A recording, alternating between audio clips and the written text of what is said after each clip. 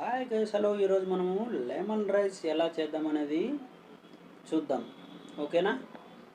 Hi, మనకు lemon rice కావాల్సిన పదార్థాలు సాల్ట్, నూనె, తర్వాత కరివేపాకు, పసుపు, నిమ్మకాయ ఒకటి, మిరియాలు, తర్వాత మిర్చి, ఆనియన్స్, శనగగింజలు.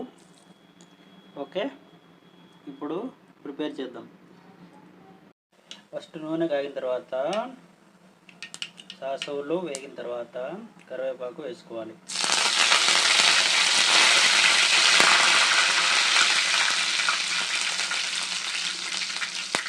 మంటను మీడియం ఫ్లేమ్ పెట్టుకోండి.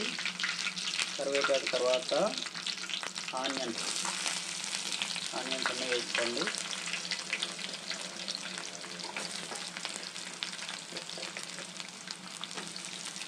ఆనియన్స్ 40% వేడైన తర్వాత మళ్ళీ మిర్చి వేసుకోవాలి. ఓకే, లెమన్ గొజ్జు అయితే రెడీ అయిపోయింది. అన్నంలో వేసుకొని కలుపుకొని తినేసేయండి. ఎంజాయ్. Thank you.